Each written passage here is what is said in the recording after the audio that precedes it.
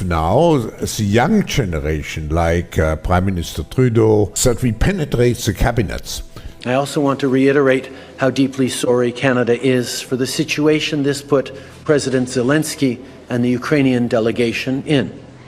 It is extremely troubling to think that this egregious error is being politicized by Russia and its supporters to provide false propaganda about what Ukraine is fighting for. Why does this government treat Alberta like a fart in the room that nobody wants to talk about or acknowledge? I heard her say a word that I know is distinctly unparliamentary, and I think she may want to withdraw it. The word was F-A-R-T. I mean, we love your Mr. Trudeau. I mean, his family's always been such big fans of our flag.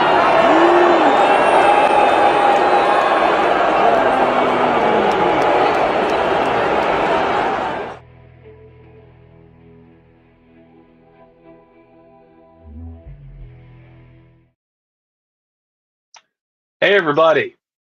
Happy Monday Hello. Happy Monday to everybody. Welcome to the Maple Files. I'm Snow Himbo, and this is my compatriot Yeti Jesus. How you doing, man?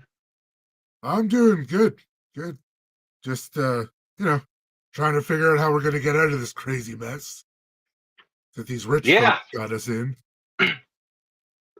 Well, and now these imperialists have got us in because everybody's basically watching the doomsday clock that we're 5 seconds away from midnight on. Tensions in the Middle East, as of us streaming right here, are rapidly escalating with Western forces also rushing. Well, I believe Iran said they are preparing for war. Like they're prepping themselves. It's no more we'll see what happens. It's we're gonna show you what happened now. Yeah. They're literally like, okay, well, you guys fucked around. Now we are progressing to the finding out stage. But I digress. And I've heard rumors that Russia and China are already getting involved. Everybody's kind of picking a side here, so it's unless something major happens, we could be in for. I believe the top generals of Russia and Iran met today.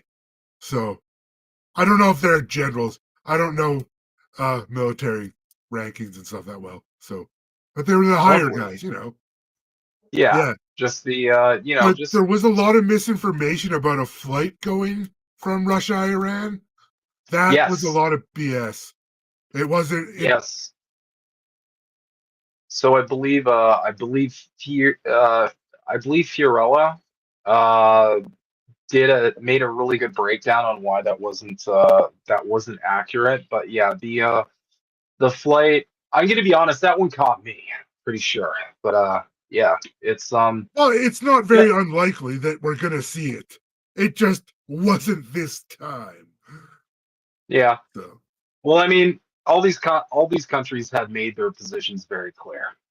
Yeah. China has, Russia has, the rest of the world has, and quite frankly, at this point, it's the whole world minus like half of one country and half of that country's either. It's basically the whole world basically going like, yeah, no, we're not with Israel. I'm sorry. This should have stopped a long time ago. Well, it's like Israel bombs the Iran consulate in Syria, and then it's like, oh, they don't have the right to hit back. No, they do. Under international law, you basically made a war declaration. That's why I think Iran is taking it seriously now. Well, they always were, but stepping it up. This is the funniest thing about like pro-Israel propaganda.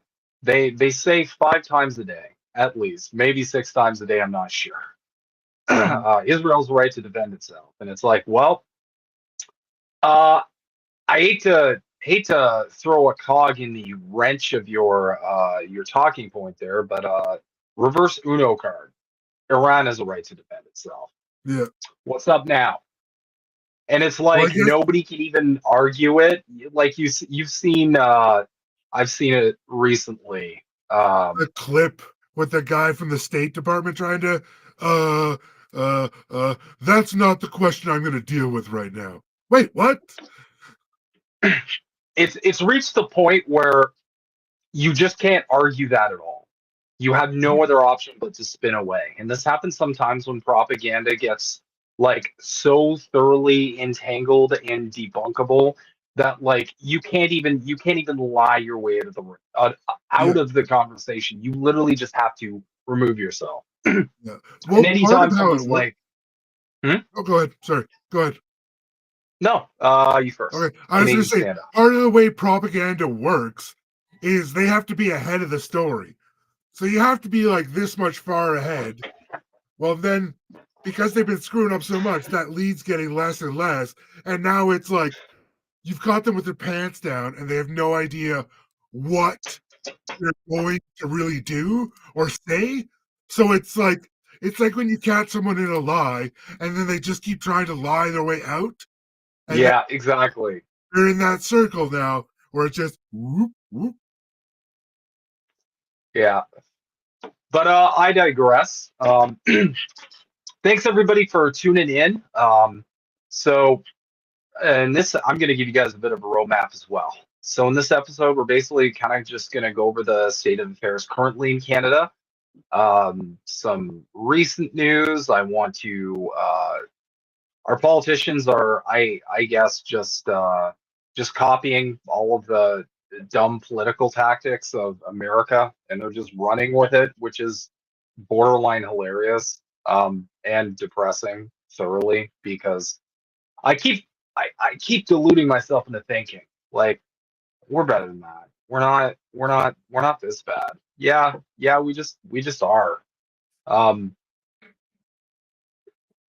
we just have to maintain that veneer of like, I don't know, decorum. We have more decorum than the States. I think that's the only Well, difference. We have a better veneer than yeah, we're the US of A. happy-go-lucky genociders. Mm-hmm. Oh, it was just an accident. Oopsies. Yeah, we just say sorry as we slide the knife in, which is a Far Cry Essentially, yeah. quote that I employ often. Um, so I want to get started um, with a very recent article from the Hub. Fraser Institute: Canada's living standards are falling behind the rest of the developed world. This month, Deputy Prime Minister Chrystia Freeland proclaimed that Canada is the best country in the world, but it's a hard statement to square with the evidence. Canadians are getting poorer relative to their peers in many other countries, and our living standards are falling. This trend is expected to continue well into the future unless our policymakers make significant changes. Economists often measure living standards by real gross domestic product, GDP, per person. In other words, the inflation-adjusted monetary value of what a country produces in goods and services divided by its population. Now, I have my own grievances with how we measure this, and I'll get into that sometime.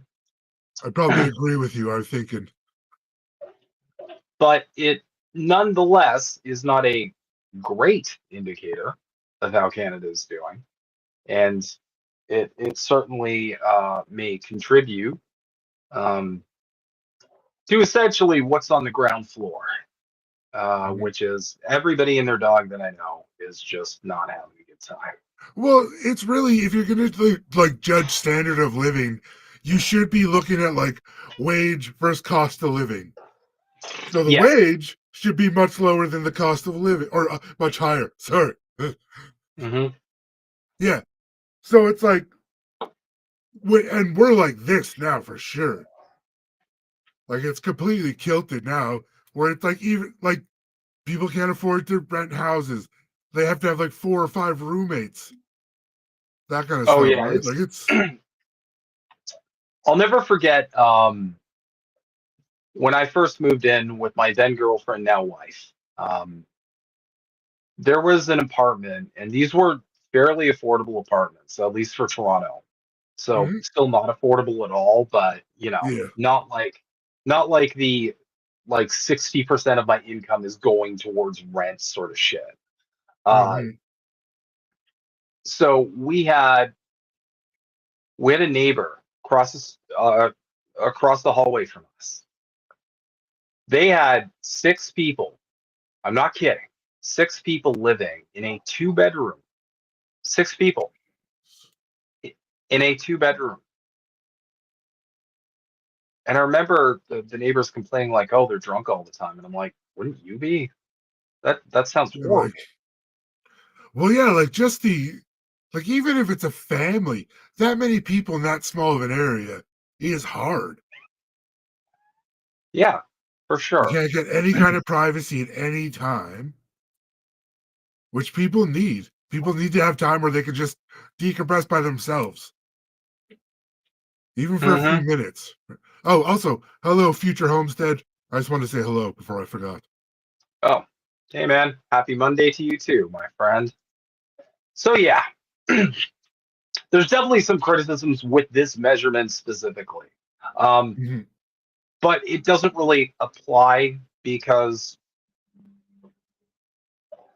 it doesn't really apply to what they're reporting on because realistically, like a more fairer to the working class measurement would probably just mirror this at this point.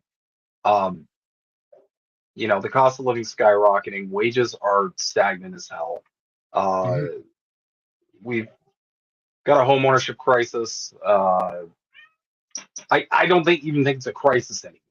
I think it's just a reality that it's like you're not owning a home. That's it. Sorry. Yeah, well, and the stock market is about to collapse again, probably worse Yep. than in 2008. Like it's gonna, and that's gonna be really bad because then all of a sudden it's like, oh, we've got to bail out the billionaires again. We we have Yeah. nobody working to bail them out with. You know what's really interesting? In times like this, I notice the capitalism is a great system. People are very quiet. I just, usually they're pretty cocky. Mhm. But when something like this happens, I notice they're very quiet. Yeah, And I think that's because that evil socialism rears its head to to bail out the billionaires. And a yeah. lot of people argue like a lot of anarcho-capitalism types, also known as my uh, mortal enemies, if you will, they'll argue, well, that's the problem. Um, if there were like competition and we didn't bail these companies out, then it would be a better system. And I'm like, no, it would just collapse. You don't Yeah, understand. we'd have empty buildings everywhere. Like, like I use the Rogers example nowadays. I'm like, you don't understand how this works, okay? If Mhm. we just let this stuff collapse, like there would be a domino effect on a level that you would not be able to comprehend. Mhm. Like, We just need to take the companies from these people, is what they need to do, but also not have them run by a current government. So it's a bit tricky there. yeah, well, we need a lot of industries that need to be nationalized, but we also need a government that is like not going to mess up the bag. And I don't Yeah, trust neoliberal. I don't trust neoliberals in government. I don't trust conservatives in government either. Frankly, I don't trust a no. lot of orgs in government because they always end up working for the wrong type of people. Mhm. Okay. As noted in a new study published by the Fraser Institute from 2002 to 2014, Canada's GDP per person growth roughly kept pace with the rest of the OECD. But from 2014 to 2022, the latest year of available comparable data, Canada's average growth rate declined sharply, ranking third lowest among 30 countries over the period.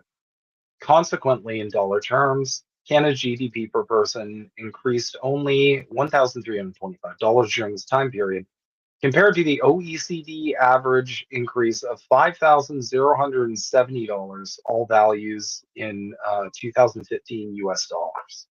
So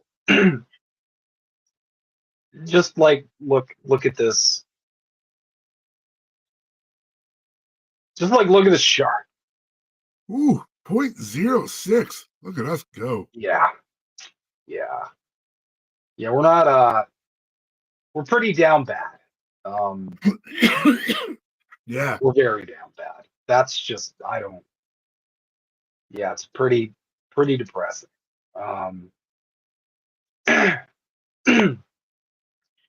Moreover, between 2014 and 2022, Canada's GDP per person declined from 80.4% of the US level to 72.3%. We lost substantial ground to key allies and trading partners like the United Kingdom, New Zealand, and Australia.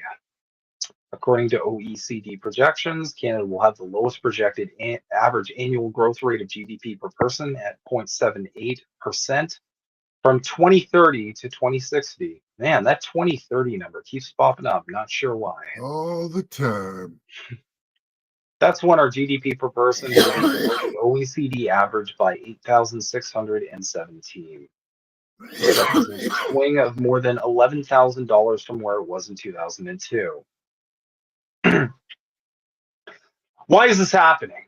So this is the part where it gets a little up for debate, because a lot of people are going to fill in the blanks. There are several factors that have contributed to this. They include historically weak business investment over the past decade, a substantial shift in the composition of permanent and temporary immigrants, towards those with less education and fewer skills, and subdued technological innovation and adoption. These factors have combined to produce very low or negative labor productivity growth due to weak growth in the education and skills of the average worker and the amount of capital, namely plant, machinery, and equipment per worker. While most advanced countries are experiencing similar trends, the situation in Canada is among the worst. Consequently, our relative decline in living standards will grow exponentially because Canada's poor performance will compound over time.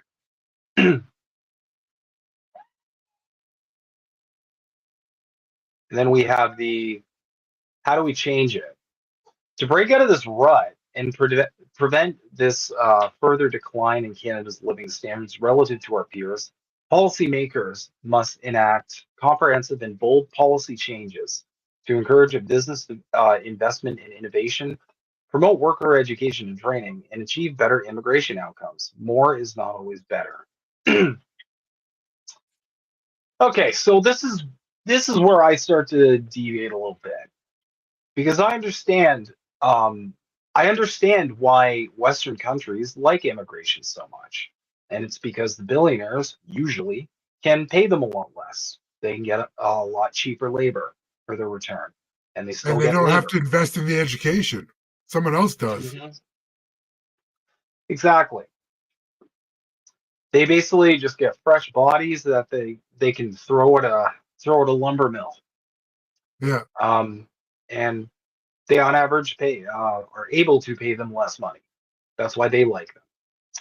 Well, I know years ago they started letting restaurants bring in help from overseas, and they would pay. I don't know if they were paid the exact same, but basically they were on working contracts, so they had them by the balls. Like, right? Mhm. Like you had their lives in their hand, whether you were paying them fairly or not. Yeah. Because they get deported if they do anything wrong. Well, exactly. And that's part of the problem. Mhm. To clarify, I'm absolutely there's a tiny bit of the bend in this article where it's like immigration. The immigration is not the problem. The problem is the problem here is how the system we live under treats immigration. Like 90% of these problems can be solved by just simply not exploiting your workforce. Yeah. But I digress. Well, it takes skilled labor from those other countries where they need it more than we do. We have the money and the technology to train our own citizens. We don't need to steal citizens from other countries.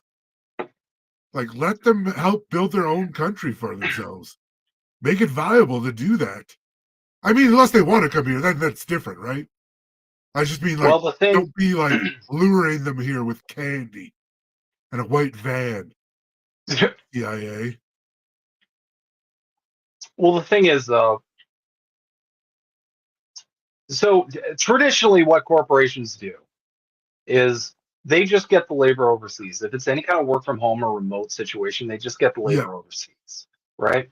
Mhm. But sometimes you can't do that. Sometimes you can't operate a factory from home. You have Yeah. to physically bring people in. The additional problem with getting labor overseas is essentially those people are just keeping that money.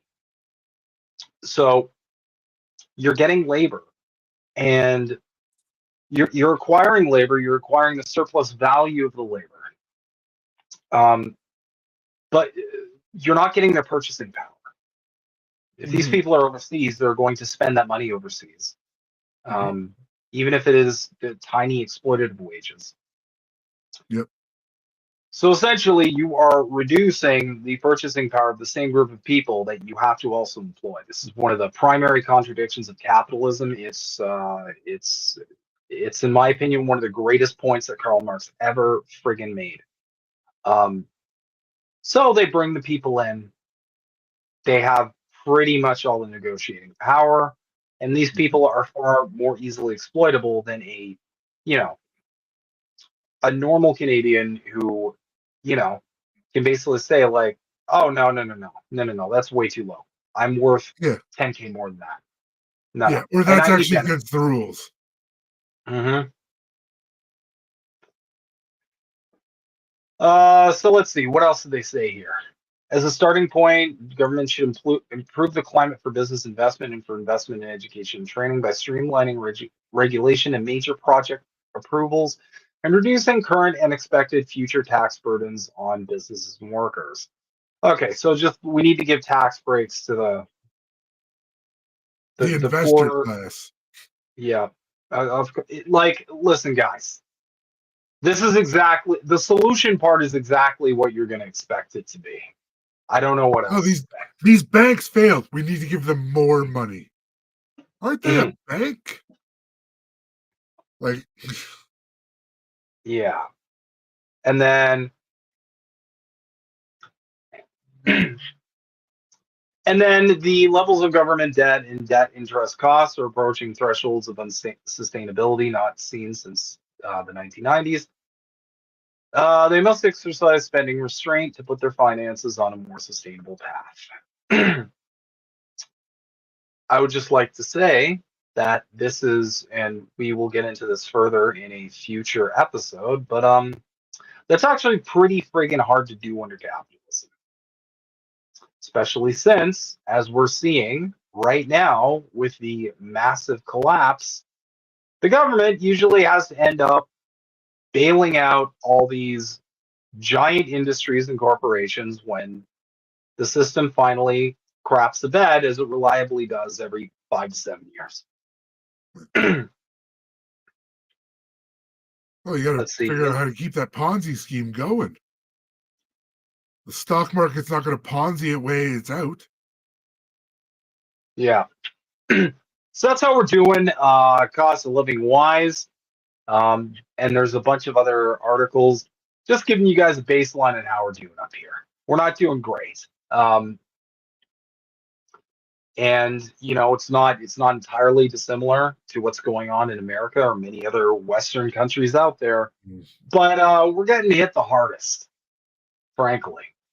Well, I met a guy from Croatia that lived in my old condo building up at my old home, and one of the things we talked about, he's like, the cost of living here is insane. He's like, it's how do you guys manage? And like he was working for the sites and stuff too. Like he was making good money, but he's like, it's so expensive, everything. Well, our government's filled with landlords, literally. Um, Yep. and yeah, they're not doing anything about the problem. Um, we our minimum wage is better than say America, but it's still not. I mean, it's not even close at this point. You can't. It's not an It's hard. equitable. It's hard to even rent something in minimum wage. If you're working minimum wage, and don't forget, guys, minimum wage used to mean the minimum amount of money you needed to make to like have a home, support a family under like one income, have children. That's what minimum wage meant. Now it doesn't mean anything. Minimum wage doesn't have a definition anymore. It just means the minimum amount of money that employers can pay you. That's it. It used to mean a lot more than that. It doesn't anymore. Mhm. Nope, Because and now you're it's exactly what, correct. and there's nothing to measure it against either. Like, what are you measuring this by? How do you determine the minimum wage at this point? Because at this point, it just seems like vibes. Because like, Yeah, pretty much. it's not the minimum amount to what, pay your bills and rent a flat, because it's not going to Nope. cover that. Nope. There's no like minimum wage just means like that's the minimum and that's it. Used to Yeah. mean We can't pay a you con- lower, but we would.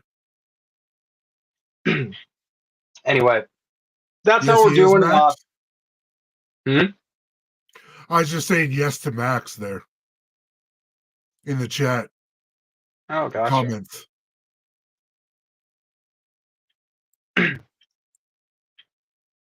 That is I'm a people correct. person. Justin Trudeau is part of the WEF. He was a young global leader, like many of them, kind of like we Mhm. indicate in the title.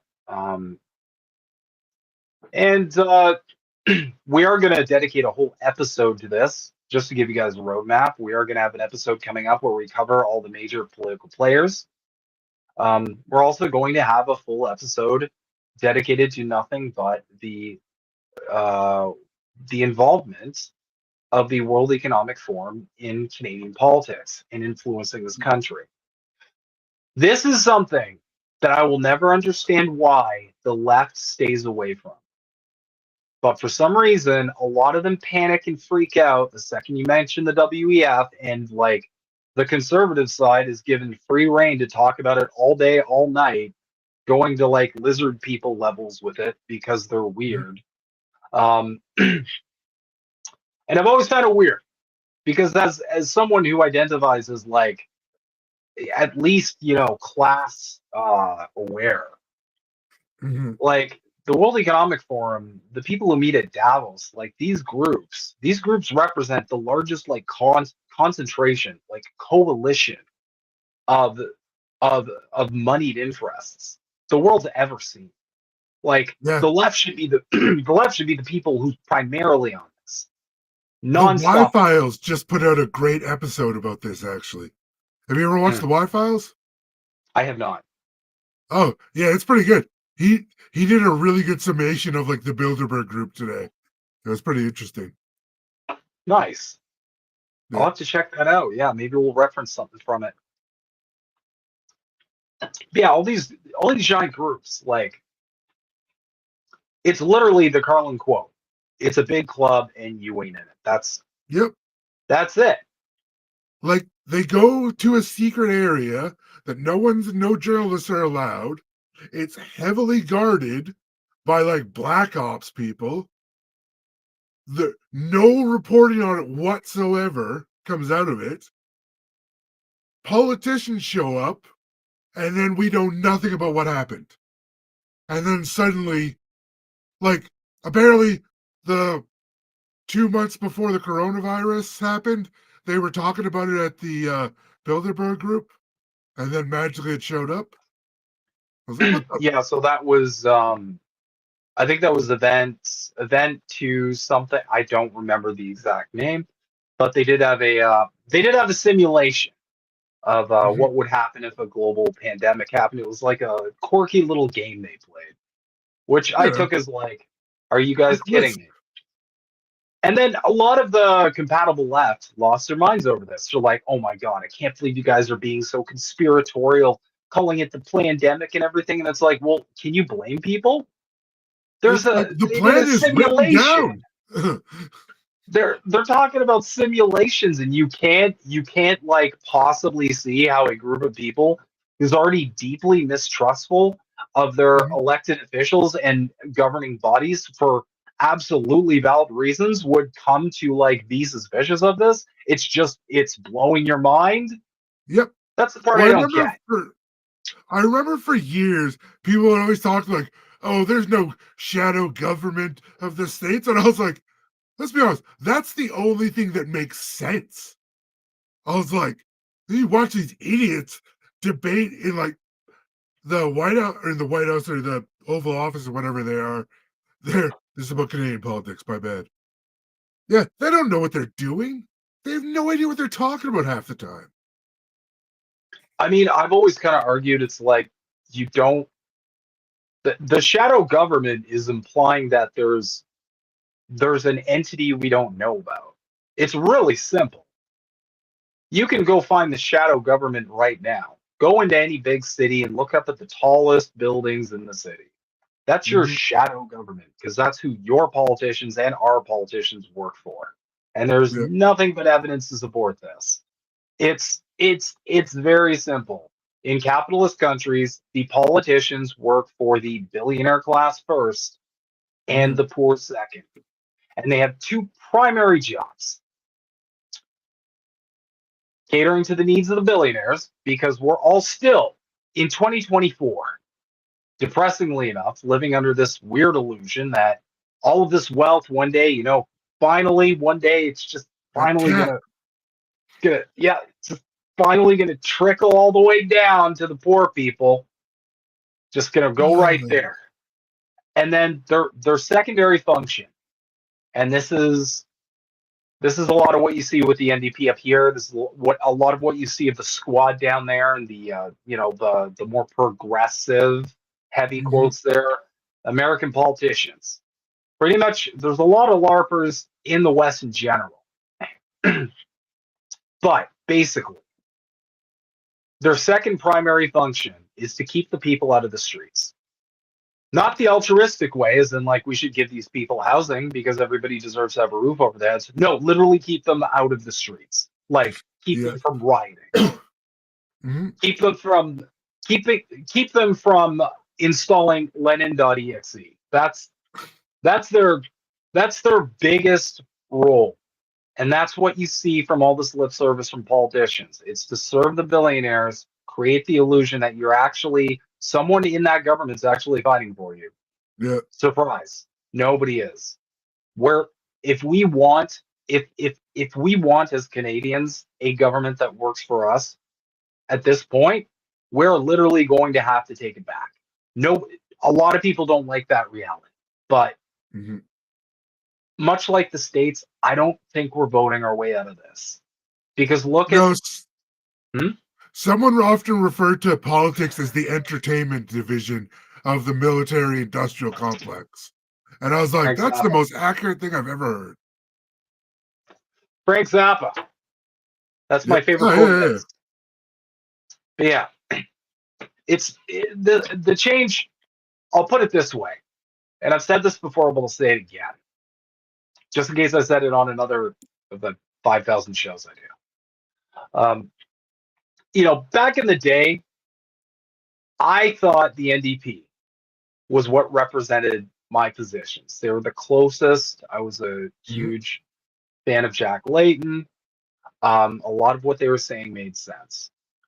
Look at Mhm. 2024. They're essentially they're in a like allyship with the neoliberals, who, sorry, like that's where you and I diverge heavily because like I have always believed that liberals are dangerous. They are more dangerous than conservatives Mhm. because they will feign allyship with you, and their sole purpose is to convert revolutionary energy into reactionary energy. Yep. Oh, that's like MLK said. He's like, liberals are nothing but sheep, wolf in sheep's clothing. Yeah. So I think the direct quote was that like the conservative is the wolf. You see him coming. You know what to expect from the wolf. He's going to eat you. He's going to bite you and slash you and piss in your hair. That last part wasn't even necessary. I don't know why. Don't know why I did it. Can't help myself. Hey, Nilo. Hey, Hey, man. Handed. But the liberal comes to you as the fox. So it's like, hey, I'm your friend. Da, da, da. These two serve the same master. And it's the exact same in every Western country. Yeah. It's the controlling the opposition. You control both sides, and then you don't have to worry about the middle. Especially true up here, because everybody talks about the World Economic Forum. They don't just have their hands in one party, guys. Yeah, They have their hands in every party. It's all the way through. And for all the And big talk here, then of course you got our politicians who get upset because someone said fart in the House of Commons. It's like, how is that what you're concerned about right now?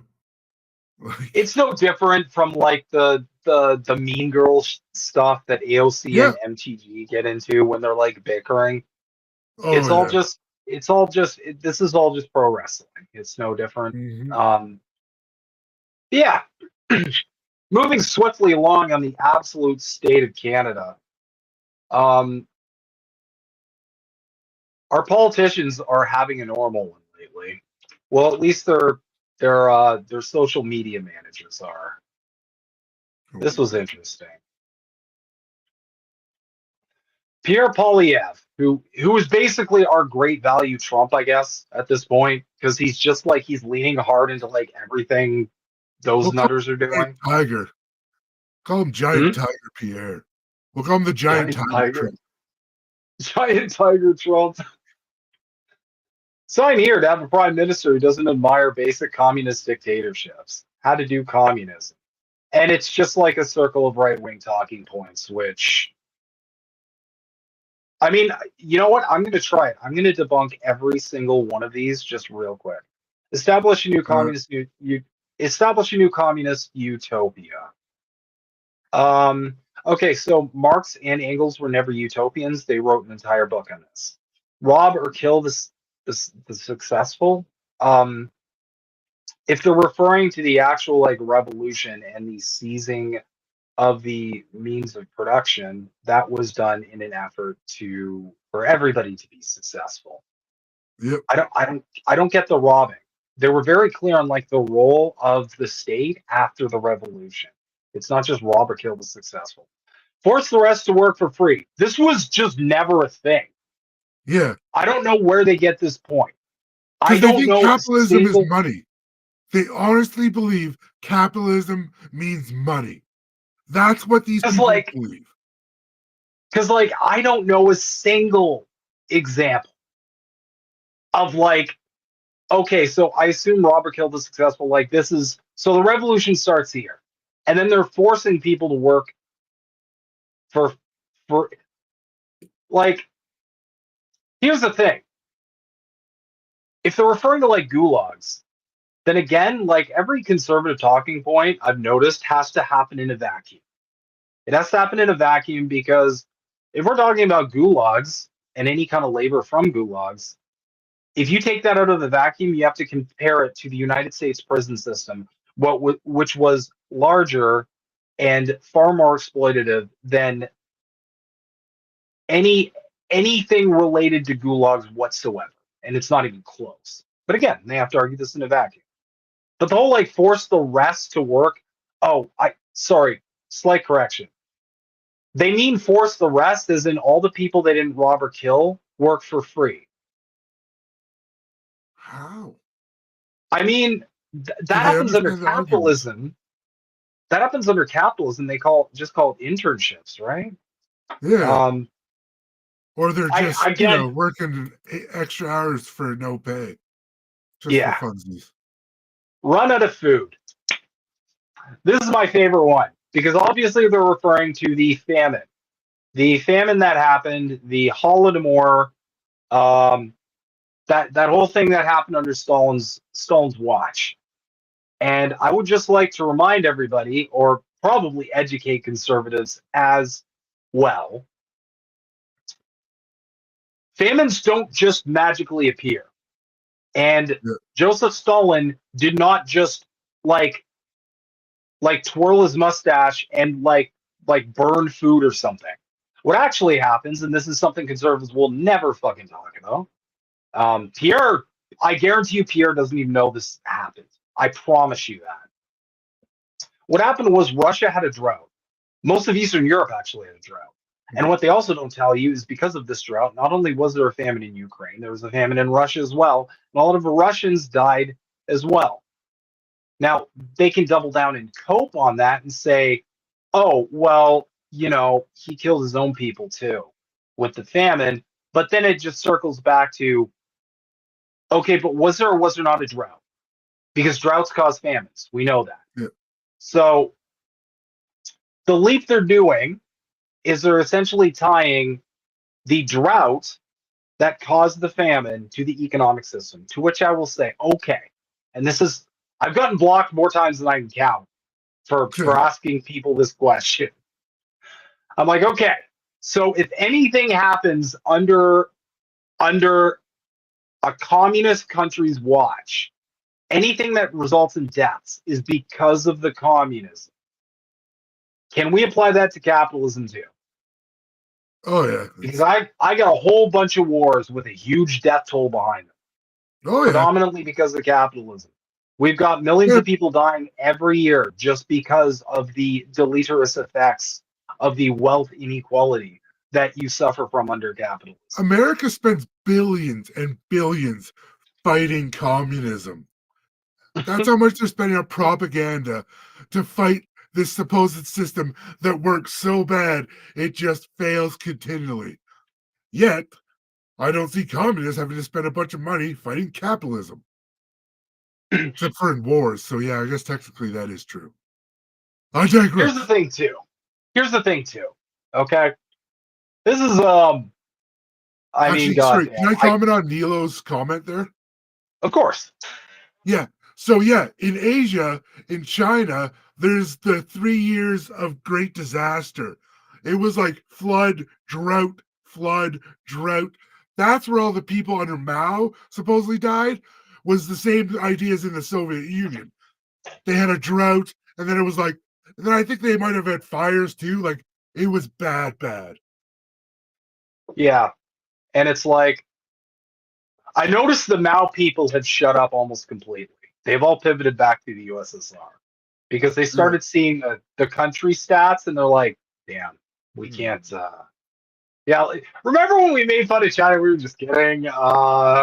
China's not real communism. Exactly, that one too. And that's the next point. After starved to death, which is like, yes. Yes, of course, people starve to death from a famine, but like I illustrated earlier, to pretend the famine just magically happened because of an economic system and not because of any natural occurrences that happened under that is incredibly dishonest, A. And B, you've got to put your own system under that same magnifying glass. Which again, Pierre, you're never going to get this from Pierre Poilievre or any of the stooges or his buddies on Wall Street or his landlord buddies. And then at the end, okay, this is my favorite. Say it wasn't real communism. 2 points here. Number one, the whole it wasn't real communism thing, it doesn't just fail.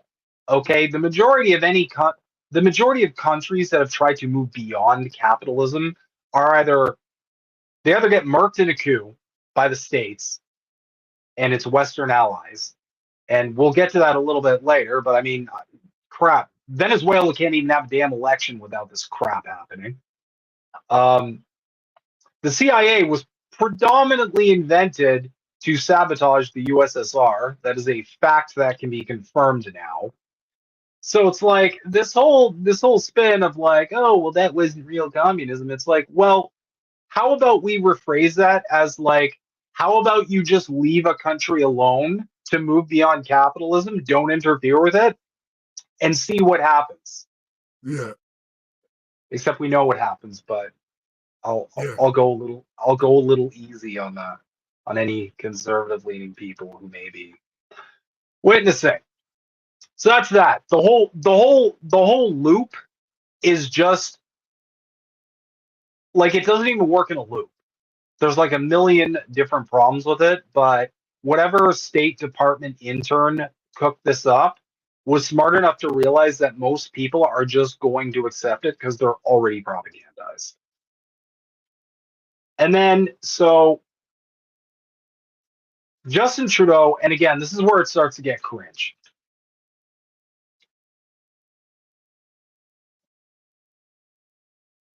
I'm not kidding. That was his reply. I think this guy needs to touch grass. oh my goodness. So that's where we're at, people.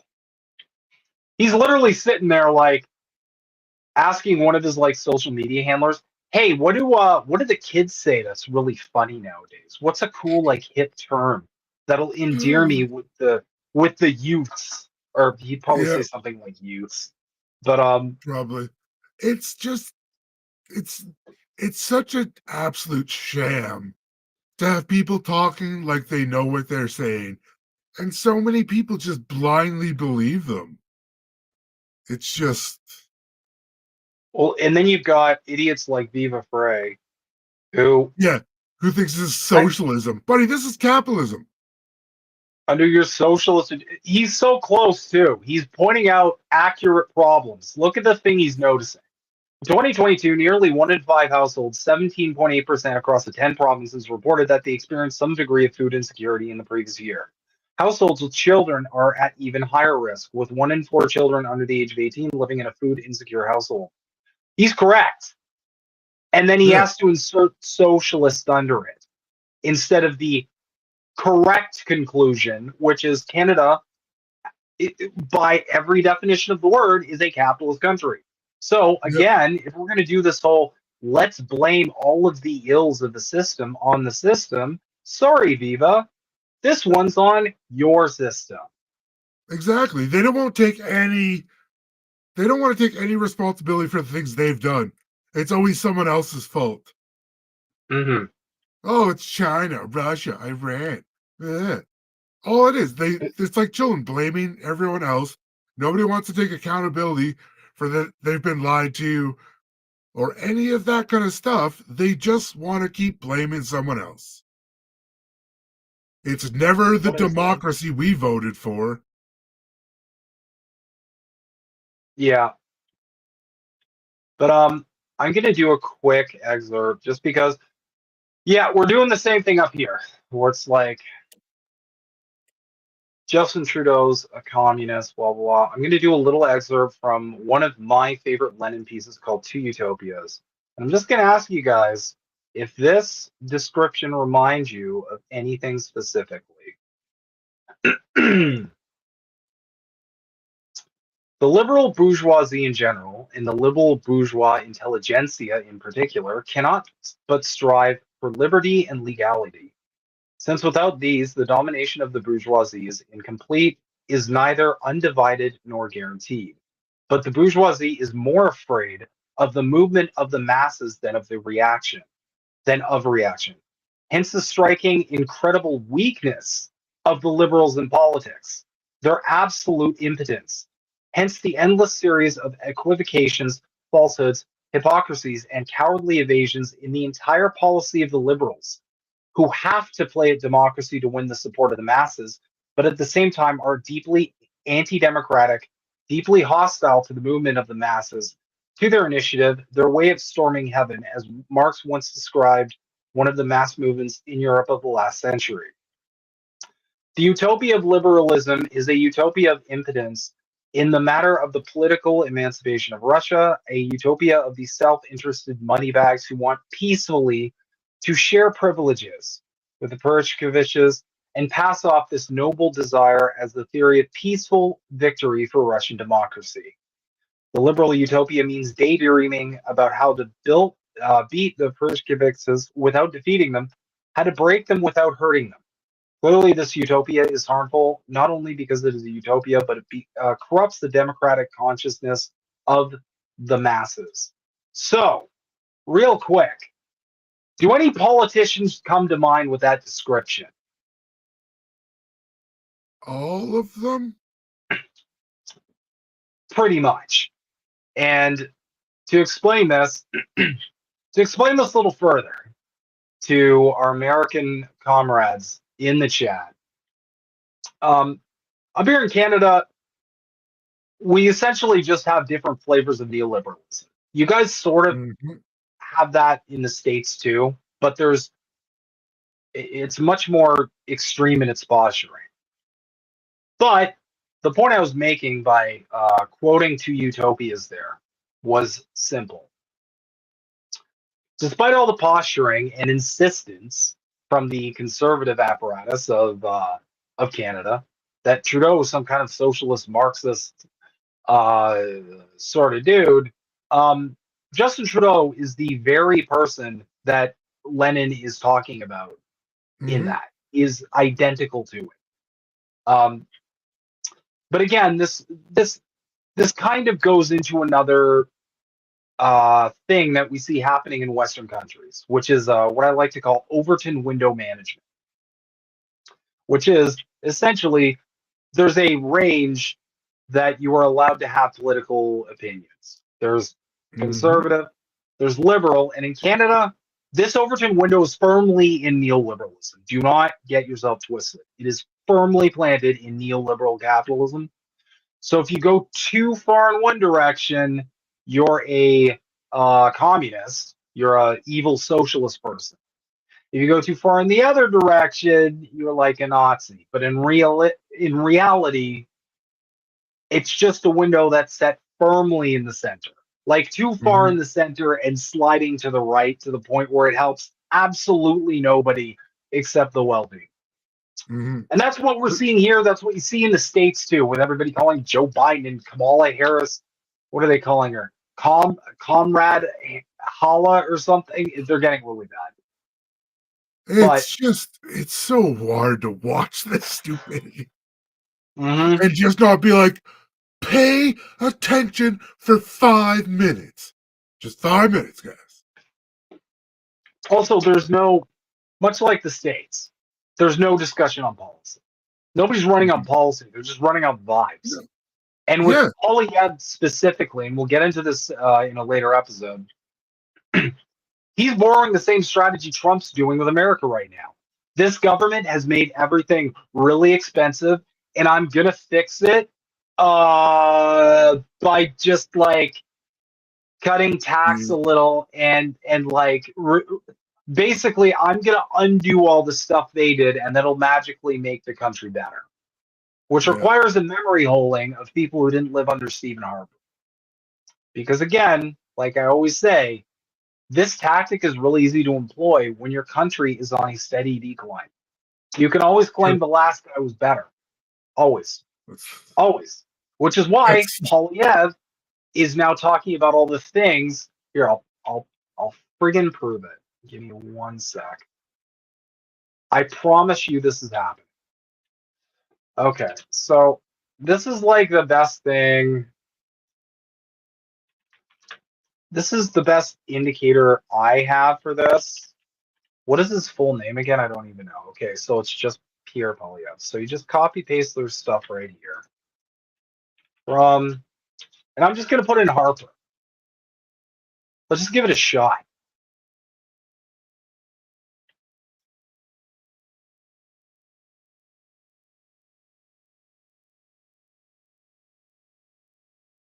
Okay, so again, we've got the yearning for a simpler time here. Thank you, Prime Minister Harper, for leaving Canada with low inflation and even lower taxes. So again, you have this revisionism and this yearning for a better time, and this is a really interesting tactic they play. Because again, if your country's on a steady decline, you just look at the guy before the last guy and you say, that was the guy that was doing better. We're going to do more of that. And then the liberals do the same thing. They'll come in and be like, oh, these conservatives, they did it with Harper. These conservatives have just made a mockery of everything. We're going to go back to a better time. And they just keep cycling this forever. You're seeing in America, Trump's like, under me, my stuff was better. Under Biden, it's worse. And then, before that, like Biden was running on like, under Obama, this was better. Under Trump, this is worse. It's the same thing. When you're in free fall, this is the easiest layup. No, it's a really good point though, because it's just a steady decline. It's always, well, maybe if we try this one again and just keep switching, that's gonna fix everything, right? Like it's obscene. But our politicians are not done with copying. So you guys have probably seen one of the main campaign strategies in America right now is using the word weird. Just using the word weird to describe conservatives. And it's an effective strategy. It's primarily an effective strategy because the entire conservative brain is built around painting the other side as the weird ones. They're supposed to be the normal common sense ones. They're the ones who are like, we're the adults in the room. We need to come back to reality.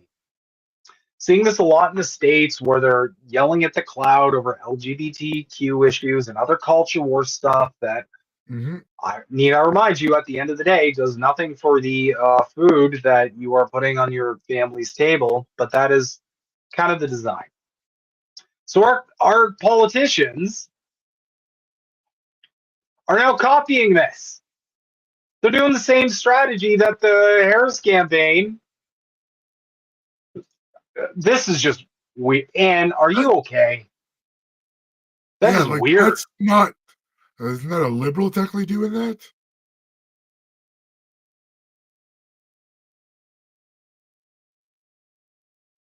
Definitely a liberal. It's probably Justin Sock again.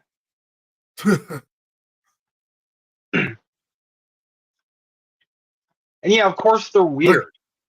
I can't see him ever doing any of this work. I promise you he's never done any of it. He just puts on a plaid shirt and he just poses. Like, look at the way he's holding it. Guys, I'm human. That's the best description of Pierre ever. Look, guys, I am a human being with human things that I am doing. I have thoughts and emotions. Pretty much. So yeah, that's pretty much where we're at. As far as political campaigning lately, they're just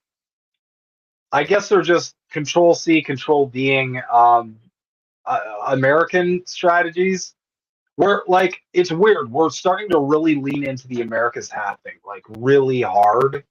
Well, it's almost like the Mean Girls movie has just came to politics. Yeah. And then you got just weird stuff in general. If someone can break this down as to what this means, I have no idea what it means. This is the NDP, and I am really confused. I get cancel corporate handouts. I get it. But why? Like, that's just a poor use of a Venn diagram. This should have stayed in the draft, sis. That's not how Venn diagrams work. What? There we go.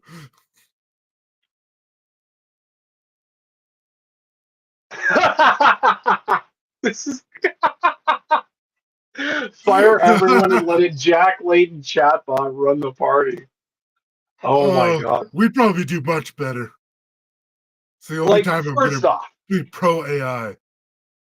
first off, like, why Venn diagrams? Is this another like emulating? Wait, I think this is also like an emulating America thing. Because didn't Kamala Harris make some weird comment about Venn diagrams? Yeah, I think she did. Did it follow with a cackle? Because if it didn't Mhm. have a cackle, it's not true. That's if Kamala says a word and there's no cackle, it's like a tree in the woods. Yeah, but what also like really weirds me out about this is like, do you not understand how Venn diagrams work? Because they're No, supposed to I don't. highlight similarities versus differentiations. So if it's all cancel corporate They shouldn't handouts, have corporate. well, they should also like cancel corporate handouts. This should just be a circle because it's all the same stuff. Yeah, Also, like cancel corporate and handouts, like, and then like, okay, but like, why is corporate over here if corporate's over? The more I'm looking at this, the more confused I'm getting, which that's is fair. impressive. This Next, is like, this is impressive levels of I have no idea what is going on over there. And the fact that they it's didn't just delete it bad. too, yeah, They're the fact probably that they, still trying to figure out what's wrong with it. They're like, hold on, I'll delete it as soon as I figure this out. Don't. yeah, that's just, yeah, I don't know. It's just, it's very, it's very concerning. Now, up next, we got a story you shared, I believe, that we didn't get to last time. Is it the spine one? Yeah. Yeah. I really like this article just because it basically shows a great example of like how Western hegemony works. They Mhm. do something and then they get caught and they're just like, uh, they did that on their own. But over here, that's all because of that one president, Putin. He controls Mhm. everything. But over here, no, just individual choice. So basically, what Canadian. happened Mhm. is essentially what Go happened ahead. is they took a drone to spy on the New Zealand soccer players watching during practice. The Canadian Olympic team. Like, Mhm. just play the game. Like, the whole point of the Olympics is sportsmanship. It's absolutely pathetic to see this stuff all the time from these so-called Western democratic countries, and then they claim China, who's been through more tests than any other country, with a lower percentage of positive results, is somehow the big cheater in the room. Of course, because like again, they have to have a different.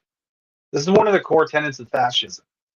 You have Mhm, to have a different set of rules for your enemy than you have for yourself, mhm, because you have to maintain the narrative.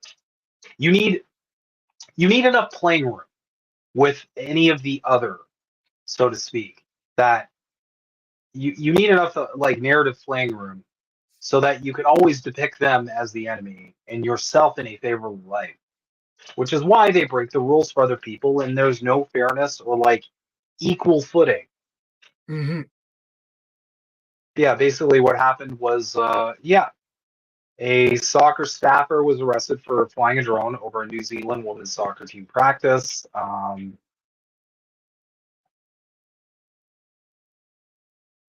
Joseph Lombardi, an accredited analyst with Canada Soccer, has been removed from the Canadian Olympic team and sent home immediately, the Canadian Olympic Committee, COC, said earlier Wednesday. In a statement to the CBC, a French prosecutor said a 43-year-old coach who was not named in the statement but told police he was an analyst working for the women's team captured images of at least two practices. Police also obtained images from a July 20th practice at the Micon Stadium in Saint Etienne, in addition to the photos of players practicing on Monday when he was arrested. The man was charged with maintaining an unmanned aircraft over a prohibited area and accepted his suspended sentence in the presence of his lawyer. The COC offered him legal support and consular services through Global Affairs Canada. CEO and Secretary General David Shoemaker said in a press conference Wednesday. Winning the right way is the only way for us, Shoemaker said. This is not how Team Canada planned to start these games. Like this guy was just out there doing it under his own volition. I'll just go record these. I'm sure my coach will be really happy that I cheated for them. They definitely didn't tell me to do this. Yeah. No, for real. But yeah, I mean, again, it's fine if we do it. But God forbid a balloon float over one of our countries. Then it's full blown meltdown. Mm-hmm. And again, where was all the outrage here? I didn't see any outrage from other countries being like, "Oh my God, I can't believe they're spying on another country." No. Yep. Nope. Not a word. Not a word. Because nobody cares. Because it's not Mm-hmm. it's not a enemy that they've been programmed to be against. All right. So moving swiftly along here. We do have some news when it comes to Canada and Israel.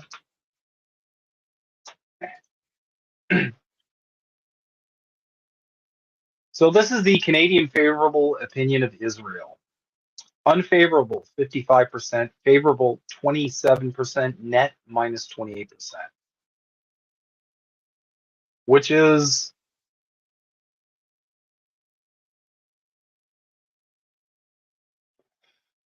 very telling. Because again, this isn't terminally online people. This isn't the activist crowd. This isn't heavily politically involved people. This is Just kind of average people. standard. So the fact that the opinion has shifted this considerably is monumental. Mm-hmm. And like there's every bit as much of cope in the comments. I support Israel. Canadians hate Americans too. Doesn't mean anything about those feelings are rational. Well, they are because it's a genocide. It's like shit. I don't like America for the same reason I don't like Israel. They're murdering people nonstop.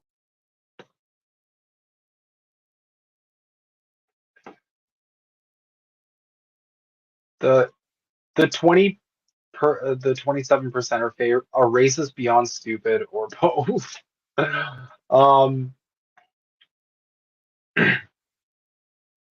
Oh, this is great. Hey, Israel should stop killing Palestinians. You're an anti-Semitic. Yeah. And the support in the comments is a mix. You got some good stuff, and you got some really cringe. I might have propagandizer working directly on behalf of some kind of State Department, kind of mix in there. Mm-hmm. It's hard to tell anymore too, but it's absolutely unhinged because they're not even being realistic. All they keep talking about is October 7th, like that's when the thing started. There hasn't been 60 years of occupation by the Israeli terrorists. It's the exact same play as like, I don't know if everybody listening was old enough to remember the vibe. Like the vibe during the war in Iraq era. But it was very similar. Years afterward, we're talking years. Whatever atrocities the West committed in the Middle East, you'd have people just bring up 9/11 like every time. Mm-hmm. And it just shut everybody up. It just they would use it to shut every conversation down. And sure enough, this is the exact same play. It's the next month. Yeah. So yeah, they used to be able to space the stories out more. now it's getting more and more condensed. So it's less than it used to be like 2 years for a conspiracy. Now it's like a week for it to come true. Pretty much, yeah. We do have some good news, though.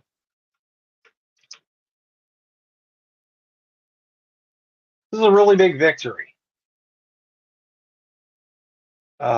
Basically, the Ontario Public Service Employees Union votes to support the BDS movement and divest from Israel. What was that? Sorry, I missed that.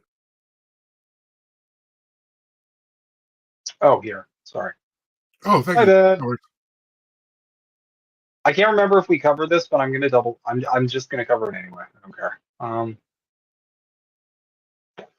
In June, the executive board of OPSEU, which represents about 180,000 public sector workers in Ontario, adopted a motion committing OPSEU to actively support the international campaign of boycott, divestment, and sanctions. BDS notes that it will make all reasonable efforts to divest its own investment holdings and other operations from companies that conduct business with Israel where possible without unduly affecting the union's financial security or operations. OPSEU joins other provincial public sector unions in supporting BDS, including CUPE Ontario, CUPE Manitoba, CUPE BC, and more.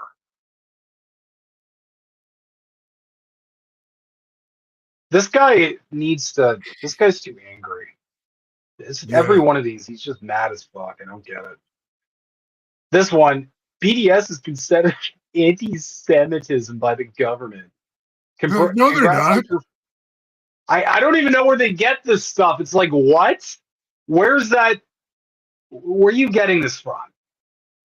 It's absolutely unhinged. This is like the epitome of propaganda happening now. It's just like, Yeah, oh, these got to be like bots and stuff.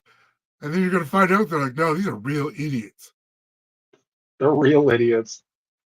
Congrats on performative virtue signaling that opens the door to lawsuits from Jewish union members. This will surely free Palestine. What is this dunk? And I'm like, Cope and Yeah, Steve, like, Judd. yeah, like I don't know what he's trying to even prove here. Like he's just talking. He's just like flexing that I guess the system is rigged against, like, I don't know. Yeah. The propagandists always use virtue signaling though, and it's a tactic to like invalidate whatever they're saying. So it's Yeah. like, oh, it's virtue signaling, nothing's gonna come of it. But what they're trying to convince you is like nothing's gonna come of it, so don't support this. So just like get demoralized and like move on to something else. No, it's similar to how they always call the other people terrorists. It's to elicit a response in you. Exactly. No, that's exactly it. And that's pretty much how it's always been. Sorry, I just noticed Also, this should be fine. Trending in Canada, World War III, and then Iran. That's good. Really good stuff. Great. should see if I I love this check the timeline. Telegram to see where Iran is. Yeah, that if you got anything to Right. break, we'll I break know it. where Iran is. I meant where we are at in the war. Yeah. I'm not completely stupid, just mostly. Oh, if you've never subscribed to my Telegram thread, it's the Yeti lines. Subscribe to the Yeti lines, y'all. This was a really good article. Now, everybody, if you are not checking out the Oh, Canada Files at sorry? sorry, it's Shogun that's in Tehran. Oh The shit. Russian, yeah. So yeah, it's the big guy. Okay. Well, I guess they're gearing up for the show. What? So this is from the Canada Files. If you guys aren't checking out the Canada Files, go check them out on Twitter. View their great content on thecanadafiles.com. Yeah, just really great work here. Canada prevented Venezuelan Canadians from voting in presidential election. The Canada Files can confirm that Venezuelan Canadians were blocked from voting in Venezuela's 2024 presidential election. Venezuela's Deputy Minister of Foreign Affairs for North America, Carlos Ron, responded to this outlet's questions sent after seeing Canada block Iranian Canadians from voting in Iran's presidential election. This Canadian government move has precedent.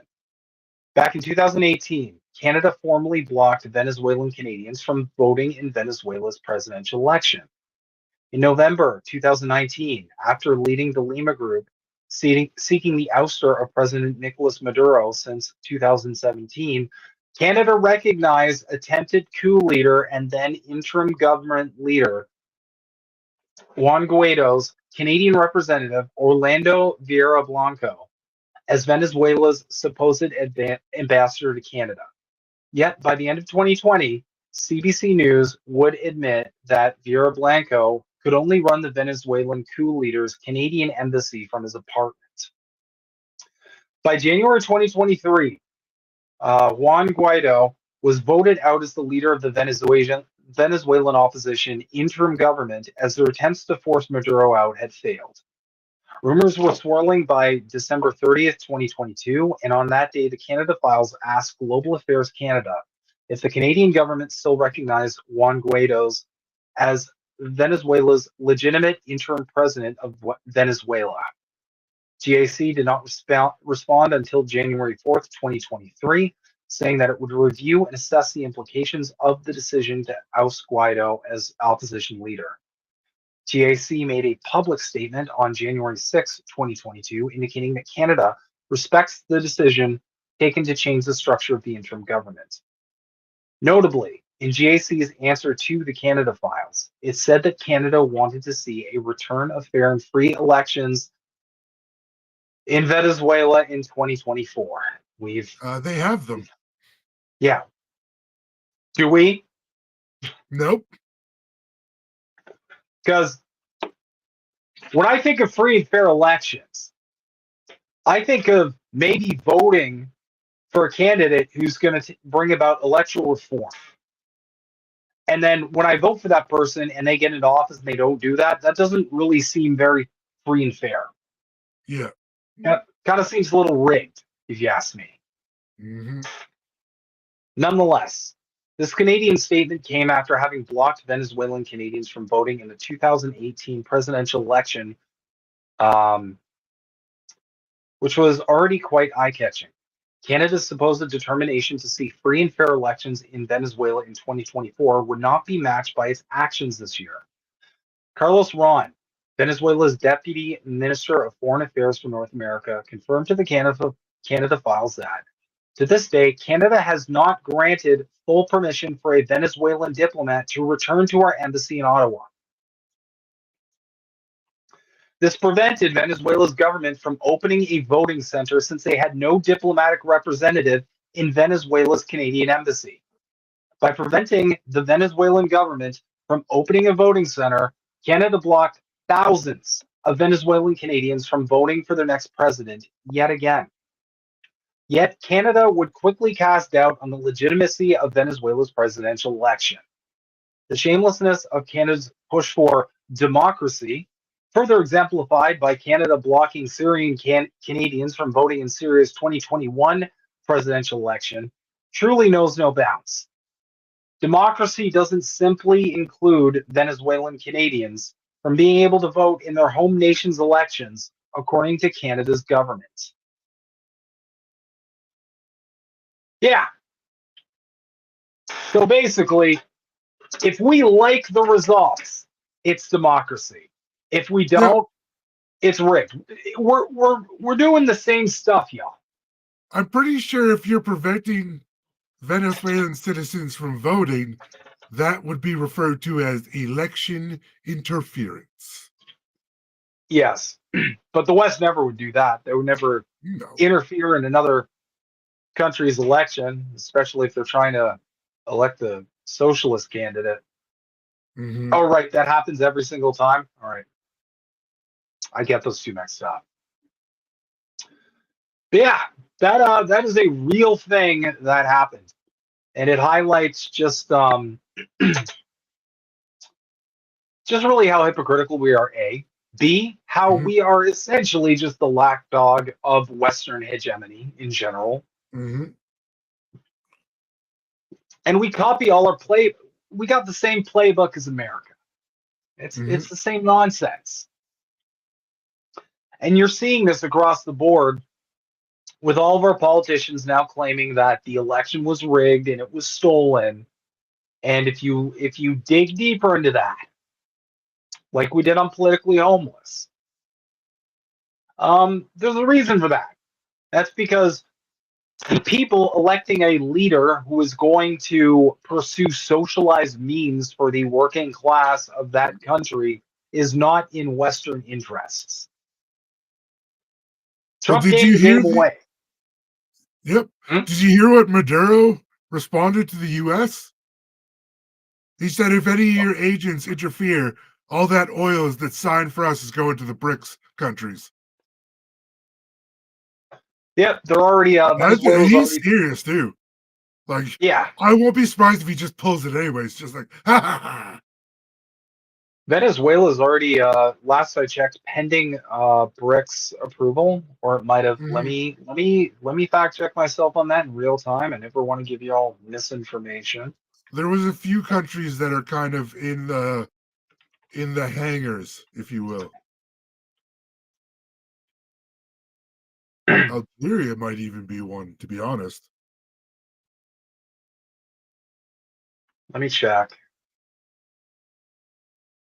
Yep, Venezuela, as of 2 days ago, we'll switch here real quick.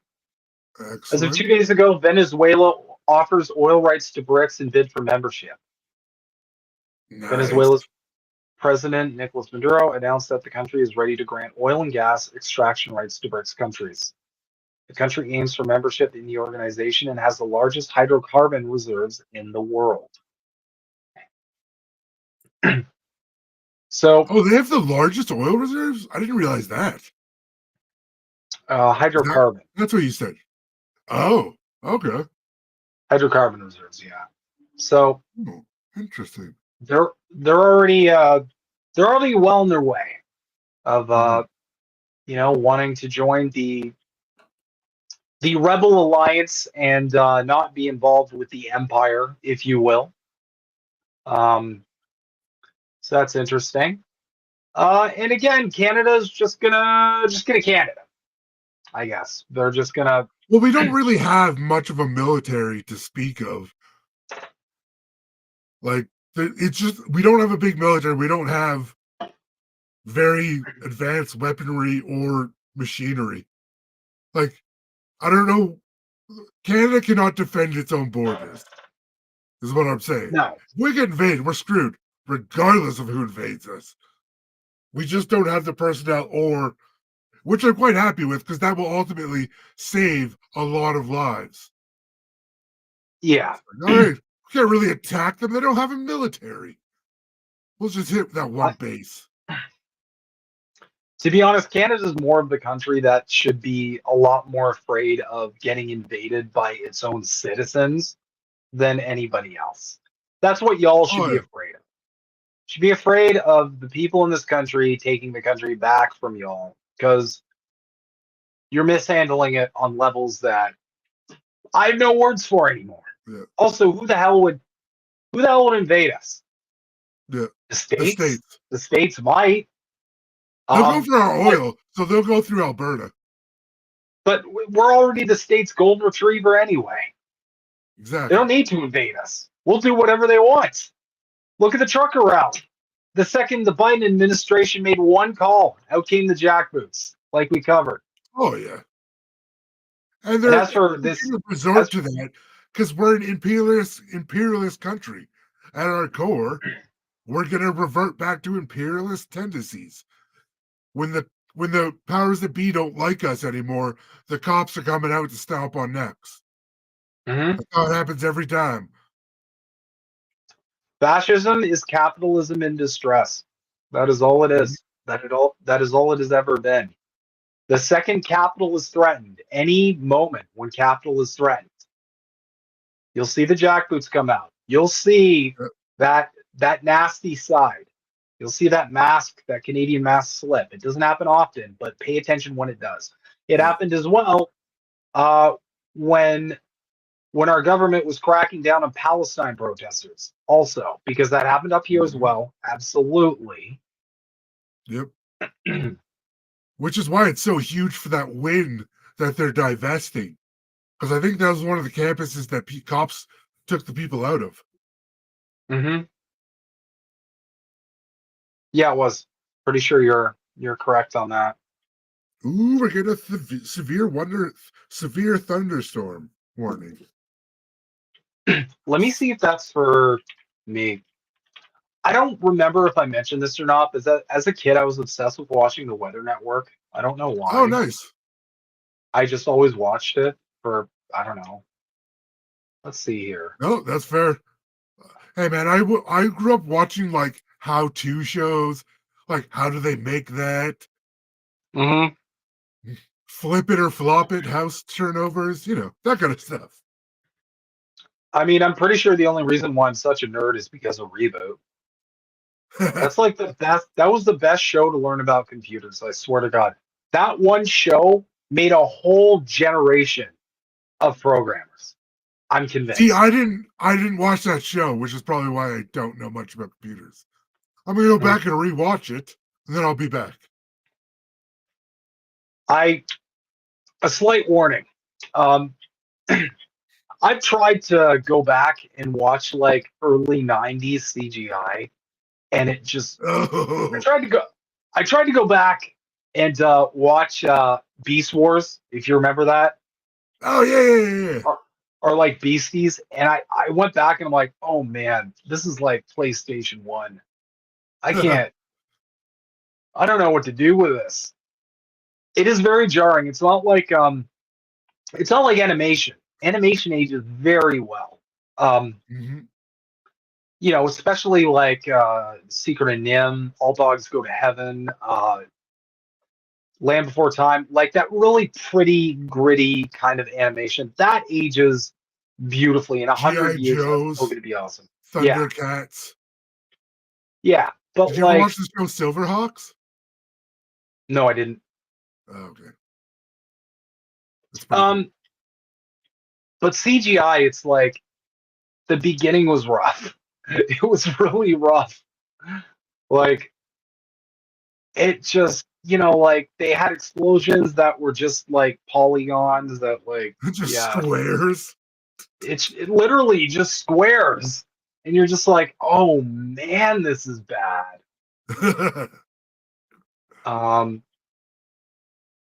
Yeah. Okay. So next thing I want to cover here. This is really curious.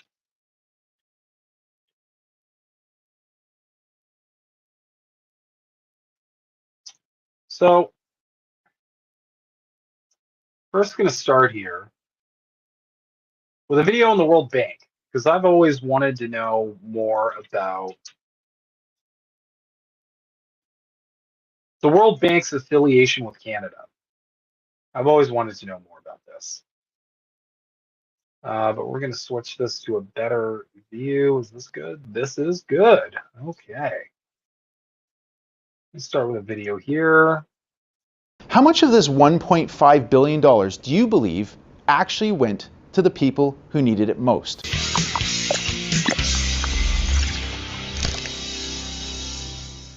Hi everyone, Andrew Johns here.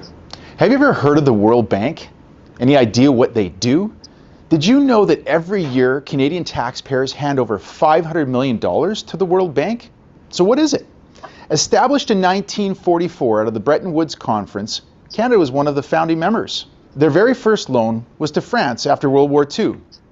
Since then, the World Bank has provided over 12,000 loans and grants to over 100 developing nations through its 5 unique financial institutions. With a whopping contribution of $500 million last year, Canada was the 9th largest donor worldwide. To put this in perspective, Canada contributed more than double that of Australia, Switzerland, Denmark, and Saudi Arabia. In fact, we contributed 20% more than France and only $7 million less than that of the United States. So where does this money go? Headquartered in Washington, D.C., with 130 offices globally, the World Bank is a black hole money pit. Staffing accounts for about 58% of the entire annual operating budget, with an estimated cost of nearly $6 billion Canadian. Canada's annual contribution of $500 million only covers the month of January alone for administration expenses. So, after the World Bank pays its 20,000 plus employees, the remaining money left over covers other expenses, most importantly of which are the loans and grants it provides to the world's poorest countries. Many of these nations are also the ones who rank highest in corruption, according to transparency.org. Here are some good examples. In 2021, South Sudan received $160 million from the World Bank. They ranked 180 out of 180 nations on the corruption index. Somalia, nearly $800 million. They ranked 178 out of 180. And Yemen received over $600 million. They ranked 174th in corruption. Canada's massive contribution to the World Bank only covered 1/3 of these countries' contributions last year alone. How much of this $1.5 billion do you believe actually went to the people who needed it most? Since becoming Prime Minister in 2015, Justin Trudeau's government has gifted the World Bank $3.7 billion of taxpayers' money. That is $1.5 million every single day for the last 7 years. Think about that. $1.5 million every single day for the last 7 years. So what could Canada do with $500 million if it stopped bankrolling the World Bank for just 1 year? Well, it could end a clean drinking water advisory for a single remote Indigenous community every 4 months. We could plant 31 million trees. Make sure to watch our 2 billion trees video. We could build 6 community hospitals like the Prince Edward County Memorial Hospital. We could provide dental care to 1.1 million Canadians through the NDP's dental care program. Oh, this sounds like some socialism, brother. Yeah, it's kind of funny. I like this guy, but he's like, he looks like such a capitalist, but he's like, wait, we could spend this money elsewhere. Wait a minute. And of course, $500 million in savings could also cover the cost of Justin Trudeau flying from Ottawa to Tofino for a weekend of surfing. So you see, everyone benefits. So what do you think? Should we continue sending $500 million a year to the World Bank? Or should we use this money to start looking after Canadians? Thanks for watching. Please make sure to like, share, and subscribe. The money is there to help people. It's just getting wasted and getting reciprocated back into billionaires' pockets. I wanted to be a bit funny about it because you're right. You were spot on. He does look exactly like capitalist. I don't really know that account. I don't know this dude. I just found this video and I was like, that's a pretty good breakdown. It would be funny if you were conservative. It would be equally funny because conservatives do this shit all the time where they accidentally let the socialism slip and then they have to repackage it as. My favorite is sometimes they'll be like, oh well no, that would happen under true capital. I'm like, okay, here we friggin' go. But yeah, so I got a chaser from that because there's a bit more to this. I just gotta say thanks to social emotional learning with Dr. Donnie for correcting me on the Malcolm X part. I said MLK earlier, but it was Malcolm X. Oh, the liberal in the wolf, that direct quote, yes, that was Malcolm X. Yeah, I have a really bad memory. Sorry. Yeah, and no, that was on me. I'm pretty sure I knew that too. I've actually quoted him on social media, so that's. I've that's quoted it before. I just messed up who I said, who I meant to. Well, in either regard, thank you all for keeping us honest. Yeah, someone's got to keep me honest. All right, so we do have a bit of a chaser, and I'd just like you guys to make up your minds. That's a slip. I'd just like you guys to make up your minds about this this bank in general. So this is Mick Wallace. If you're not familiar with Mick Wallace, I have to ask, what are you doing with yourself? But alas. The World Bank and the IMF are colonial institutions. They belong to a bygone era, designed to make rich countries richer by running up colossal debts on poor countries. We know this because since the inception of these financial institutions, we've had rising absolute inequality. In fact, since 1960, global inequality has tripled. So much for the world's largest development bank. These deeply undemocratic institutions need to be either abolished or completely reimagined if they are to be in any way helpful for tackling the combination of crises that we're facing in this century. We have a spiralling climate crisis, and despite all our talk, we have not come to terms with the gravity of it all. By 2050, it's reckoned that we will have 1.2 billion climate refugees. What are we going to do? How are poor countries going to rebuild homes and communities? How can this be done with the shackles of debt, the ball and chain of conditionality? We need to rewire the whole international financial system. More debt is more colonialism. The World Bank and the IMF. That's essentially what BRICS are doing, I guess, then, right? They're reworking the system. Basically. But yeah, Mick pretty much gives up the game right there.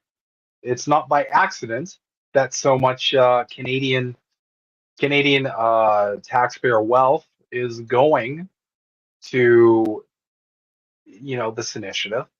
First off, we are still part of the Commonwealth, and what is the Commonwealth known for? Well, colonialism. Stealing. Number one. That will be the lasting sentiment, I believe, in the history of the species of the British Empire. It will be a legacy of colonialism, imperialism, and nearly endless bloodshed. But in case you were curious, what the World Bank's all about and why there's so much capital circling around this specific org, there it is. The magic money. Yeah, let's see here.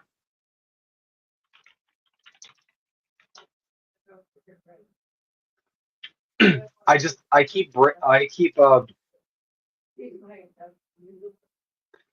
checking the news just for breaking, just because I know like we're all just sitting here like pacing back and forth. When's the bombs going? Yeah, like when's Fallout happening?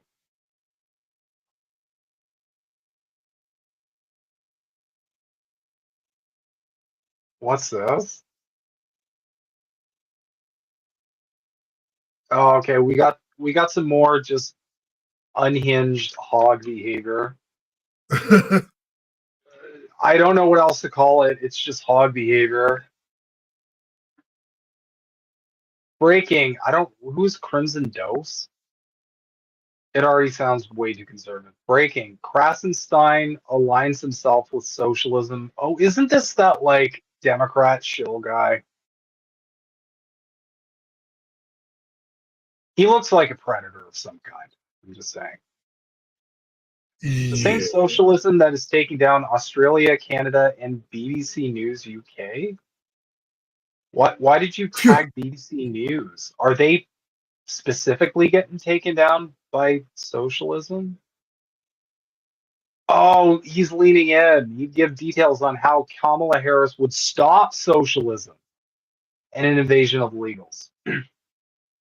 Crimson Dose, I got some news for you. Kamala Harris would stop socialism by simply existing. But yeah, keep going. That's how we're going to beat socialism. Just behave exactly how her administration has been behaving before.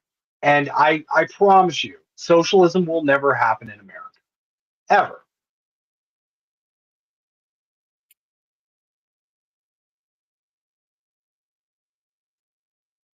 Let's see what's going on here. It's either him or his brother that follow me. Yeah, they're I did a space with Kara Reed helping her out, and it was those two jackasses were in there spreading BS, so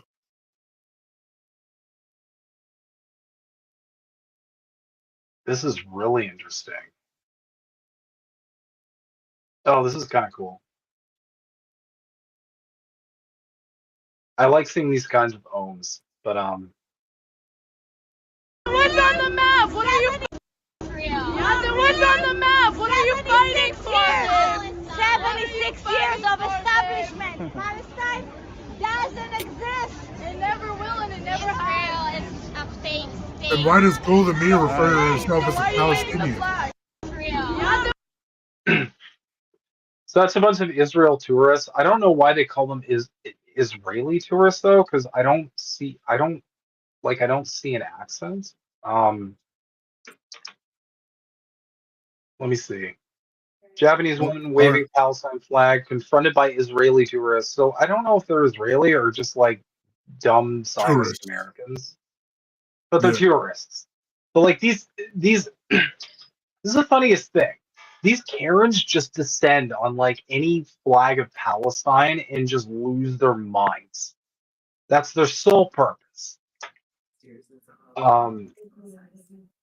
Like my God. Well, it's so funny. They're trying, like, yelling that it never existed or it doesn't exist. It exists currently. It has existed for thousands of years. Like, they're trying to say Palestine didn't even exist. Like, we all know it exists. It's right there. You can see it. It's in, like, I've got a British Bible from the 1930s, and it has Palestine clearly written on a map. Yep. And that's the thing. I mean, again, it's these different rules that they play with. It exists when it serves their narrative or serves their purpose. It does not exist when it goes against their narrative or against their purpose. Mm-hmm. That's essentially the whole meat and potatoes of the thing. What's this?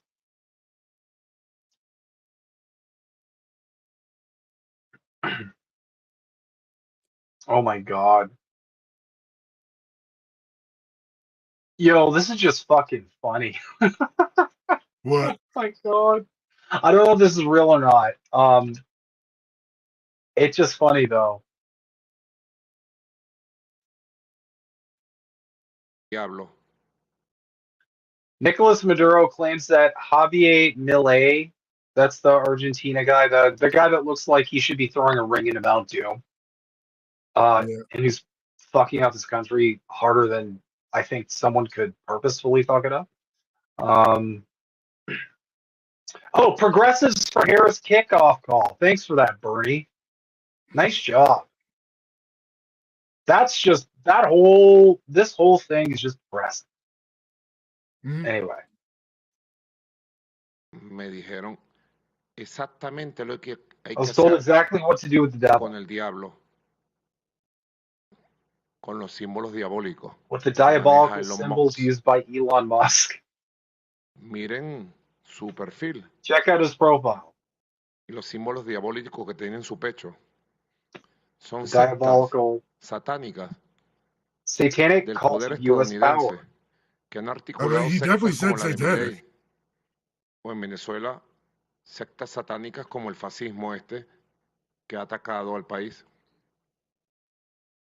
Es una lucha de carácter espiritual entre el bien y el mal, entre el odio, la mentira, el engaño, el fascismo. This sounds porque correct. ustedes saben todo el ocultismo que hubo detrás de Hitler. Yeah, this is okay. This translation is exactamente lo que hay que hacer. I mean, I don't know Spanish enough, con but el I'm picking diablo. up some words at least, and they seem to be in the right Con spot. los símbolos diabólicos que I maneja studied Elon Musk. Latin, and when you study Latin, you know enough to kind of pick it up. Okay. Y los símbolos diabólicos que tiene en su pecho son sectas satánicas. Okay, so basically, Nicolas Maduro claims that they're members of the satanic cult. He also links them to the occult forces behind Adolf Hitler. I mean, he's not off by any means. He's not off on the the evils behind fascism, of which they all aspire to. Wait, I gotta check something. Of course. Oh, Alex Jones is mad. He Oh, is totally nuts. see, Alex Jones has got to be a CIA asset. I don't know if he's always been one or if he screwed up and then he became one. But likely I'm he's gonna be just been honest. one the whole time. He has to be controlled opposition because there's a lot of things that he predicted correctly, and everybody gets the wrong take. Where it's like, oh my God, how did he know that? And it's like, no, that's a question you should realistically be asking. How did he actually know that? There's no way someone could know that unless they had inside intel. Yeah. Like a lot of this stuff, when he predicted the exact date of the invasion of Ukraine, sorry, what? How do you know this? Well, okay. No, I'm not going to defend him really, but occultists and Satanists love to use numbers, and they do stuff all the time on the same day. April 20th is another big one. Columbine, one of the worst bombings of Yugoslavia. Hitler's birthday. There's a few more that have all happened on April 20th. And I That is just know because true. it's my birthday, so it always sticks out in my mind. It's Yes, also me and Hitler 420. share a birthday. What's that? Yeah. But yeah. That's the one I normally go with. Yeah, I mean, like. Yeah, symbology. That's the word I was looking for. Yeah, they love There you go. symbology. That's the one. Or numerology.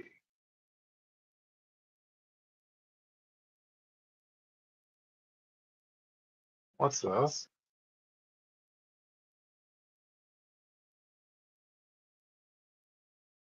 Oh my God, this is terrible. Okay, hold on.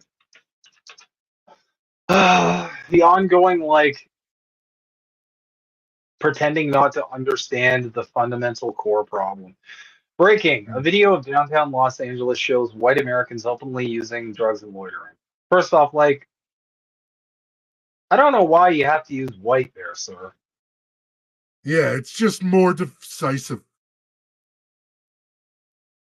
Canadians are concerned Justin Trudeau's loose of drugs policies. Loose, I guess loose, like his looseness in drug policies could create a similar environment in Canada. Doesn't California have hard drug policies though? Like they still got like tons of black dudes locked up for minor weed charges. So, yeah, first off, like I don't really know how loose these drug policies are. But if you look at this clip, they're kind of avoiding something, and I've noticed something in Pierre Poilievre and the conservatives' rhetoric as well. When they talk about tent cities and then they connect it to drugs. Are we chicken or the egg here, guys? Yeah. Because if I looked at a problem like homelessness, for example, or wealth inequality, and I didn't really have any answers to that problem, I would probably try and repackage it. Because what do you think is more likely? Actually, I'll just leave it. I'll turn the sound off. I'll just leave it playing. What do you think is more likely? People are using drugs. People had great lives and they just start using drugs and they lose everything. Or people are miserable and impoverished and homeless and they are using drugs to cope with a miserable existence. I'm not saying that nobody's had their life ruined with drugs. No. They have, for sure. But if you ban those drugs and someone has a serious problem, they're going to turn to something else to self-medicate with. If you've got underlying trauma, if you've got mental illness that is not being treated, understandably, because our country still doesn't cover mental health services to any they don't even take mental health seriously, in my opinion. No, not at all. They just try to blame the person for the mental health issues, not the systems. Mm-hmm. But if anything happens under communism, it's communism's fault. Anything under Exactly. capitalism is their fault. Yep. Because they should have just pulled themselves up by their bootstraps harder. But I digress. Because again, they're trying to paint this again as just like this is the ravages of drugs. I'm seeing poverty. I'm Yeah. seeing a bunch of people who, for some reason, aren't in their apartment on a really hot day. And I'm thinking the reason behind that is probably due to the fact that they don't have an apartment. Yep. Like it's out in the it's out in the open and you're seeing it. Mhm. But at the end of the day, also, how do we know all these people are on drugs? What if that guy's just Yeah. sleeping? What if most of them? Well, that's the thing, right? Furthermore, what if they're just drunk? What if they're just drinking, which is absolutely legal to do, and they Yeah. passed out? But by focusing it, by reframing it on we got to crack down on the drugs, they get to reframe the entire issue of wealth inequality and homelessness because, as we know, Pierre's not going to do anything about homelessness. Yep. His big plan is we need to build more homes. And then what? Is this trickle down real estate now? You think we just build a bunch more homes that they're Once not? the billionaires get 9 million homes, they'll let someone else have one. You think those prices are? You think the market's just gonna what? Put the prices down if we build more homes? Like again, these people have no solutions to these problems, No. which is why they have to be dishonest in how they frame the solutions. Yep. And also, furthermore, speaking to the drug issue, again, like I said, there has to be a core reason for people getting hooked on these drugs. Because like if the problem is they're available, then if you take them away, there's nothing They're gonna stopping them find. from just finding a legal drug or just finding them illegally. Yeah. But And they'll also just go to illegal drugs. alcohol, which is almost more dangerous because people will die from alcohol withdrawals. Mm-hmm. That's one of the reasons they couldn't close down alcohol during the pandemic. They would have had bodies dying, especially homeless people. Well, yeah, because that is a real thing and everybody can look it up. It's called the delirium tremens. I may have covered this last episode, but I'll recap it. Basically, alcohol slows you down. Your body has to correct for the slowing, so it can still regulate like your autonomy, your organs and everything. So if you suddenly stop drinking, your body doesn't have your brain doesn't have enough time to correct for that. So that's why you start having seizures and you have heart arrhythmia, things like that. Interesting. Yeah. The bottom line is, if these people don't have drugs, they're going to turn to something else that's legal. And sorry, this is a minor point, but they still won't have a fucking home. So yeah, I know you guys don't even want to go near that point. I know nobody wants to go near the whole like, why are these people out in parks and on the streets part, but I feel like that's relevant. Yep. I feel like the whole because again, They're this was victims like of a really hot system. day. Yeah. And rightfully so, they're self-medicated. I get it. But like if anything, taking away one more avenue that these people can escape the horrors of living like this, not being homeless or being between homes or whatever's happening. I've had this theory that if we give people like a room with a bath and a shower that they can come and go, lock themselves in, be safe, that would do wonders for their ability to get back to being healthy. That they could maybe do work within society that they want to do, right?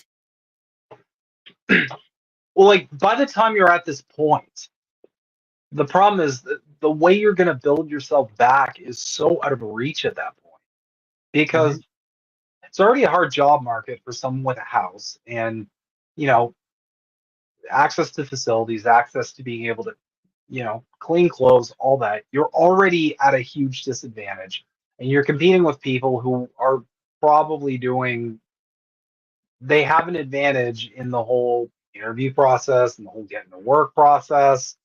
Um, the game's already pretty impossible.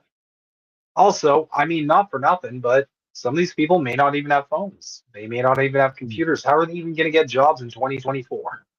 Yeah. They can go to a Are you gonna get a library, bank I account? Any of that suppose. stuff. Yep. So, I mean, essentially, they're just kind of they're stuck in the cycle. And instead of addressing this problem, they're using the age-old let's find a scapegoat in here that doesn't threaten capital. Because harder restrictions on drugs, nobody's wealth is threatened by that. Yeah.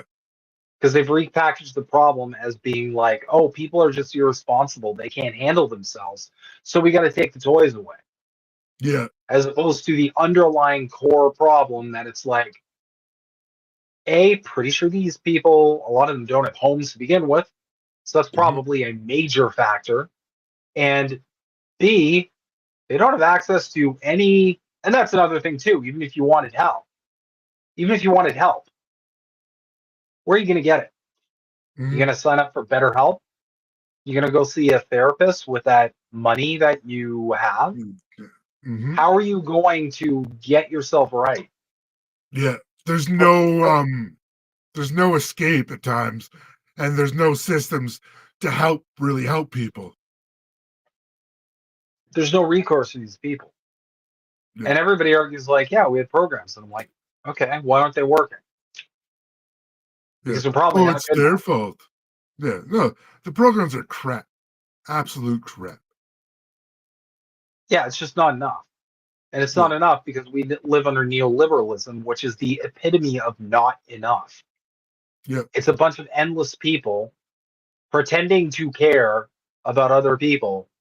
But really, like I said before, they're just doing the bare minimum to keep you in your home and not out on the streets, linking arms with your neighbors and your friends. And people and just keep taking it too. That's the most frustrating part. Because, like next election up here in Canada, I promise you we're going to see the same thing. Oh, yeah. You're going to see everybody on the left saying, yeah, you're going to see everybody on the left saying we have to vote for Trudeau because we can't let Pierre get it. And then you're going to see all the conservatives saying the same thing in reverse. Yep, that classic line. And then you're going to have all the conservatives and all the people who are mad at Trudeau for how we handled the pandemic, which I will go on record saying, as someone as far left as possible, I thought he did a terrible job handling the pandemic. So anybody who's getting their back up over that, I'm not your dirty commie who's going to sit here and shill for big pharma or like any of the pandemic shit. Okay. I had a problem with a lot of it. I'll continue to complain a lot of it because I don't want us repeating any of these mistakes. But my point is, like, next election cycle, I think we really need to use that energy to start directing people to more direct ways of action. Because I don't think I have it in me for one more Canadian election where I'm told by two different sides of a controlled apparatus that they're entitled to my vote, otherwise the boogeyman's getting in. Tired of that shit. I think everybody should be tired of it. Yep. People. Oh yeah, it's just more fear mongering always. They don't have anything but fear mongering because they don't have any successes. Like, what's the last thing Canada did that you can think of that was like, whoa, look at those Canadians go? I mean, we're really good at trampling old people horses. That's right. We're I good. might We're have to really go good. back to the Avro Arrow. Yeah, we're. Oh wait, no. We're really good. We're really good at celebrating Nazis in our government chambers. We're very good at Standing that. ovations, even. Don't want to offend them by any means. They have feelings. It's okay. It's okay, America. We're tied now. You gave a Nazi a standing ovation a little while ago, and we gave one, so we're now square. We've all given standing ovations to fascists. Dark period for the entire Western world, but hey, at least we're even. All right. Anyway, guys, we're coming up on time here at 2 hours. I had a blast this episode, so I'm just going to give you guys a quick recap of what it's going to be looking like in the coming weeks. We're going to be going into great detail on the World Economic Forum and their involvement in Canadian politics. That's going to be a Cleveland steamer, as the kids say. No, nobody says that. Okay. What? But our next episode is going to be going into depth, explaining the different parties Canada has here. Yeah, I guess we'll even cover the weird Bernier guy. He creeps me out. Oh, the PPC one? Yeah, that guy. We got to cover that guy just because that guy's like Canada Alex Jones. It's hilarious. True. We'll be covering the different political parties, be covering the key players, kind of giving a breakdown on like what they support, what their stances are, and make some comparisons maybe between them and other Western leaders and how they rank. So we're gonna get heavy into it. But I guess the TLDR of this episode is Canada is down bad, and hopefully one day that will not be the case. Hopefully, Anyway. we're coming back soon. Don't worry. Oh, I'm cooking. Don't worry, we'll figure it out. Just kidding, RCMP. Just kidding. I was just kidding. I'm not going to plan anything. Don't worry. I'm just growing vegetables over here. I'm just talking to some people about how much I love Big Pharma and the World Bank. Yeah. Anyways, guys, thank you guys so much for tuning in. If you haven't had a chance, please like, comment, and subscribe. We're also going to be, I'm going to be working on getting us a separate channel for the Canada Files as well. That'll have kind of a breakdown of just all the clips and different episodes, which I think will be helpful if the network ever gets nuked. Knocked wood, but Anyway. I can help with that stuff because I want to learn how to do more video editing, so that would be good for me to do. Cool. Yeah, we can have a session on that for sure. But yeah. All right, everybody. Thank you so much for tuning in. And I'm Snow Himbo. This is Yeti Jesus, and this is episode